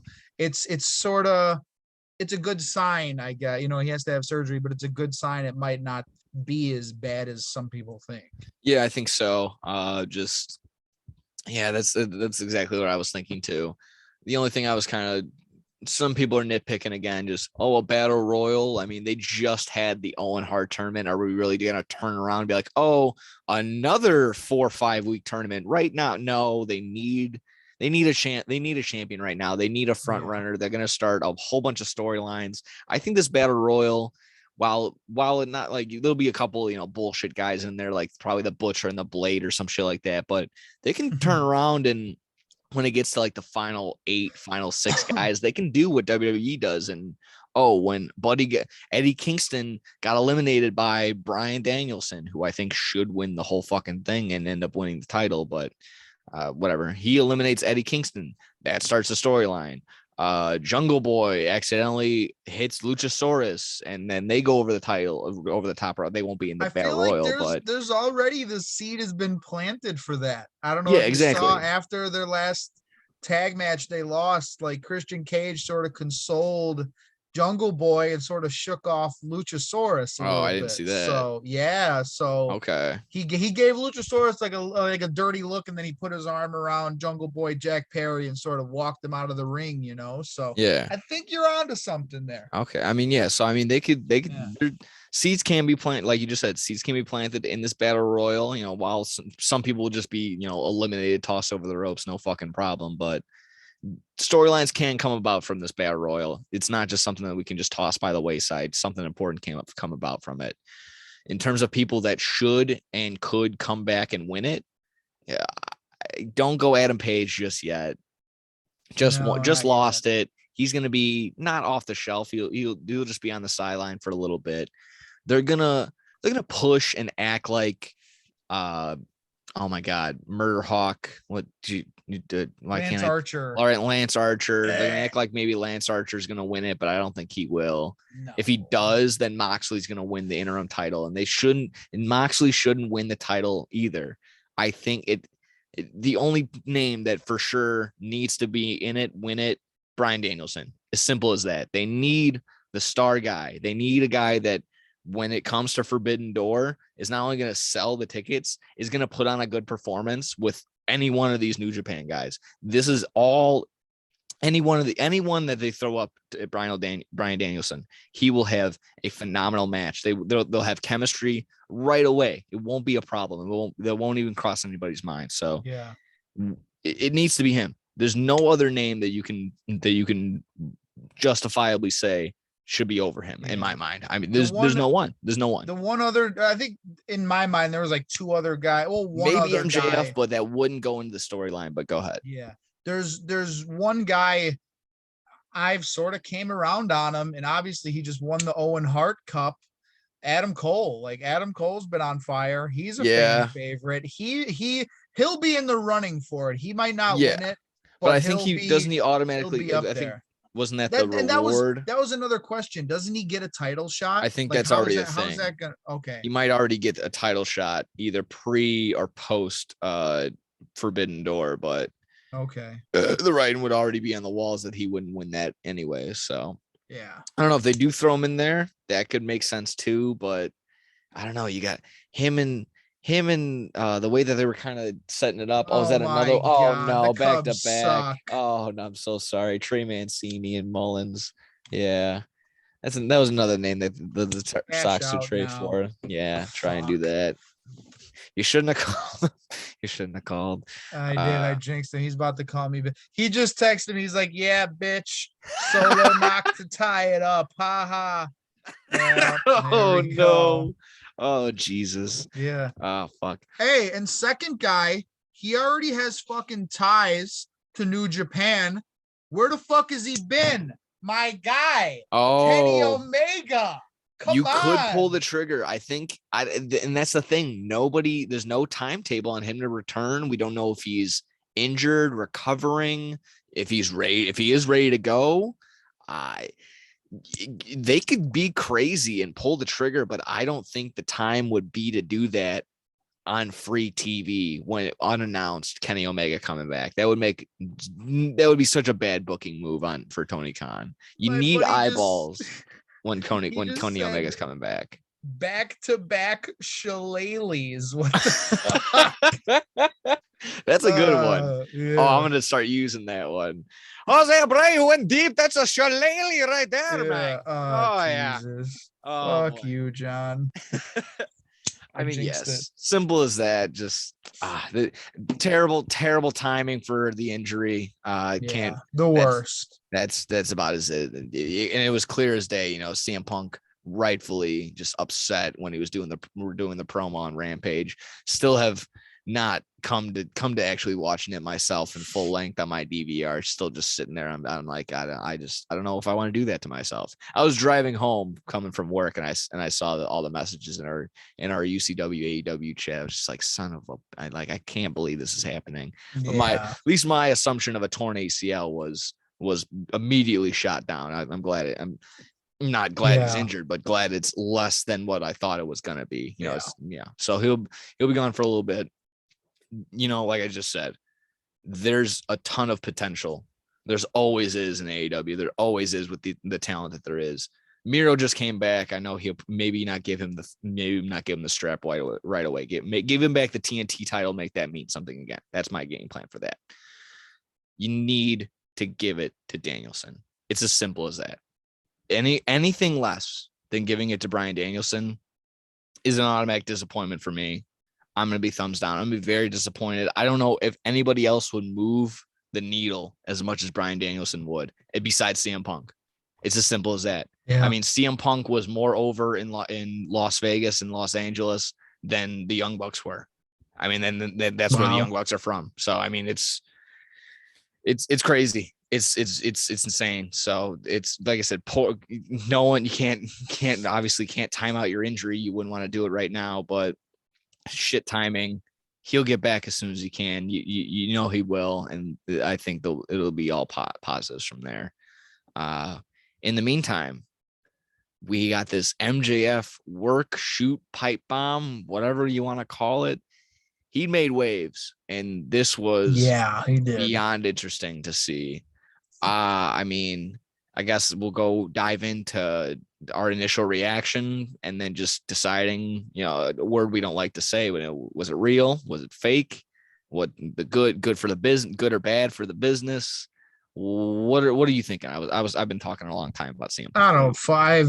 I have no idea what to make out of it. Obviously, I want to say it's a work, but just the fact I know they beeped it, but he fucking swears on national TV. I feel like that's just a big, like he says, "Fire me, you fucking Mark." Like that came from somewhere inside of him. Like he said that from his balls. Like that came from his balls. Yeah, that just felt real. The whole thing. Oh yeah, everything feels real with MJF because everything he said was real. All these new WWE guys, coming in. They're obviously he's Tony Khan somewhat hoarding money on these guys. They can't lace his goddamn boots. It's for real. It's true.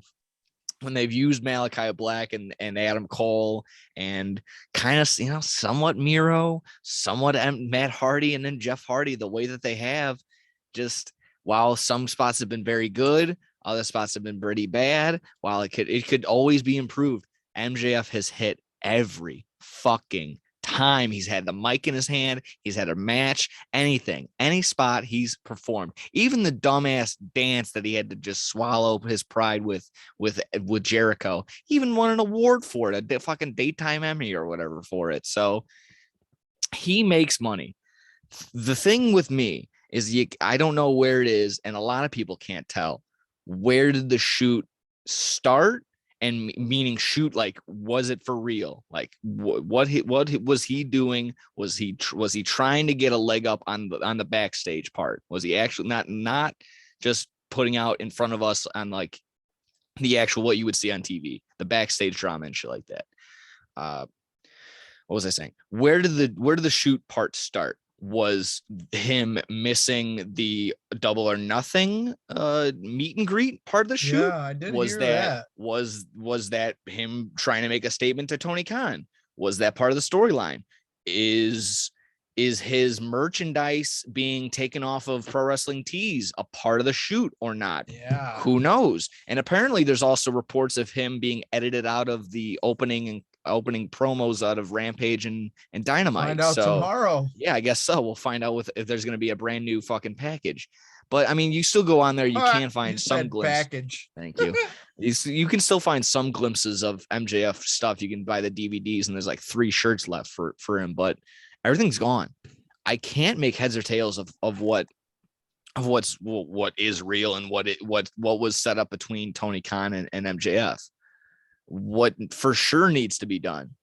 Tony Khan, whatever it is, if they can't be friends, quote unquote friends, they need to be able to work together. Yeah, MJF you don't have to be friends. is going to make you money.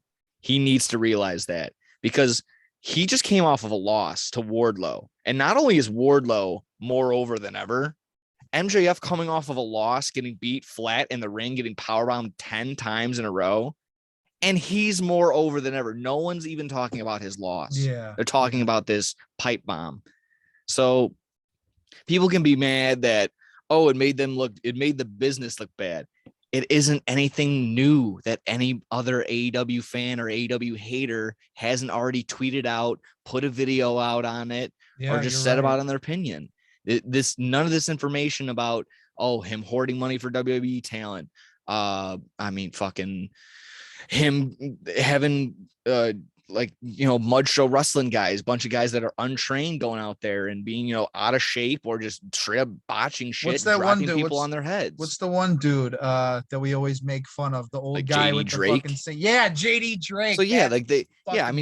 You're not spending a bunch of thumb. money. Yeah, exactly. You're not spending a bunch of money on JD Drake, and he's somewhat trained, but MJF goes out there and performs well, and he doesn't need to do backflips and front flips and break his back like Jeff Hardy does, or Darby Allin landing on his head and neck every single time. He's able to have solid matches and get up in the morning and probably be able to, stretch, touch his toes and shit like that. He'll be able to do this forever. Like, yeah. I don't want to draw comparisons to anybody, but obviously you don't want to talk about like the end of his career, but look at Ric Flair. Ric Flair did the same thing for decades. Why? Because he was a technically good, able to work wrestler. Smart. He was safe. He was smart. And I this sounds so wrong, but I don't know how to word things because words are hard. Shout out Troy. He does better work out. I feel like better work or just as good outside of the ring as he is inside of the ring. And that's huge. So many guys always can't drawing do heat. that. So many guys can't do that. Yeah. Look at fucking, I love him and I'm jealous of him, but Dante Martin, as good as he is in the ring, that dude can't talk for shit. I don't know how Thank he you. picked up. That's a good example. Yeah. I don't know haven't how another he picked one, up Sky Blue. His fucking cock must be the size of my arm. But that dude, I love him, but he can't talk. Like, he has to have all these other people talk for him outside the ring as the Cubs ground into a double play. No, he's safe. Jason Hayward, $100 million. Yeah, it's rough when Matt Sydal needs to be your fucking vocal point, and you can do these crazy backflips and these cutters and just jump miles above the ropes and do flips and shit. You're an incredible thing in whatever. You're incredible to see in the ring, and you just can't get yourself over. You just can't talk. You're not in interesting storylines. You're just not interesting. Yeah. I would say the exact same thing with someone we just made mention to with Jungle Boy. He's been in here. He's a fan favorite. Everyone loves him, but he's kind of just stayed stagnant.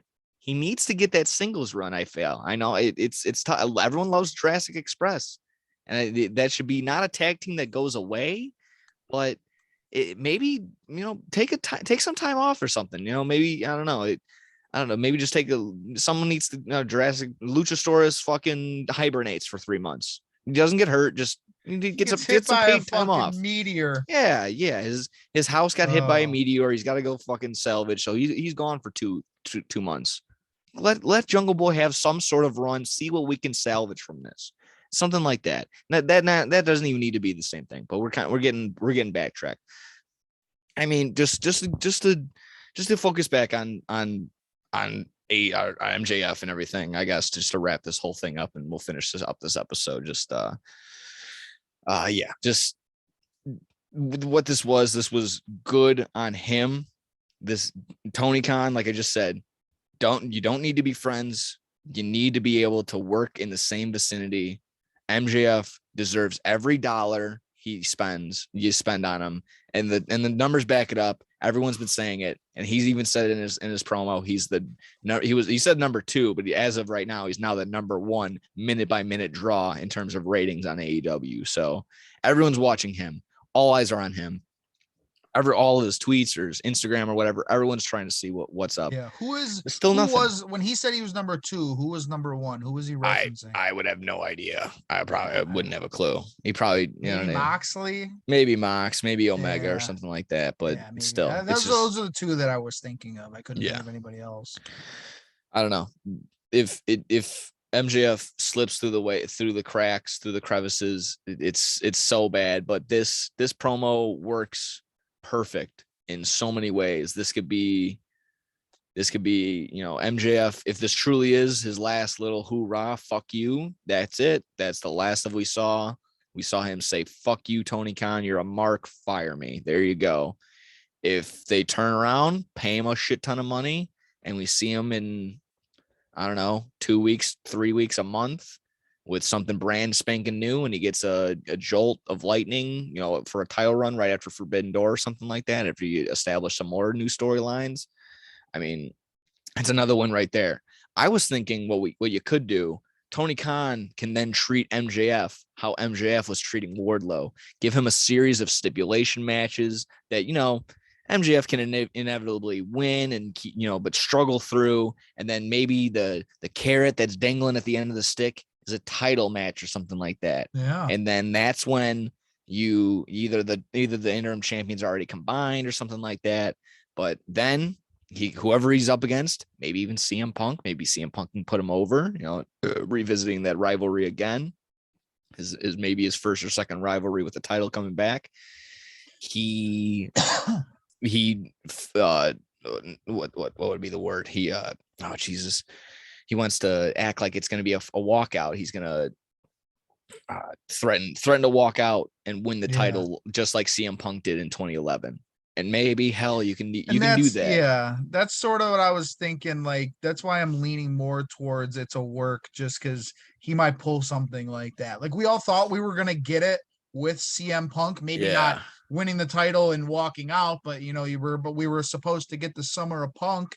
Now it might just be MJF pulling the same shit that CM Punk did, when he won the fucking title. What was it, 2011 Money in the Bank? Something like that, yeah. CM Punk, against John Cena. My heart says, and I want to believe that this is a work.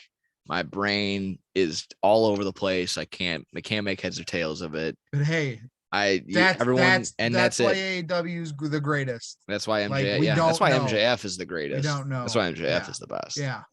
So I mean, there you go. That's more and more reasons that he is better than you, and you know it. And unless you have anything else on this, we can wrap this bad boy up. I got a good one. I was thinking we can talk Kenobi, but I actually was thinking maybe since we did 1 and 2 last week, maybe next week we can do 3 and 4. And then once 5 and 6 come out, we can do 5 and 6. Okay. After the whole thing. Fair. We can do that just for the sake of time.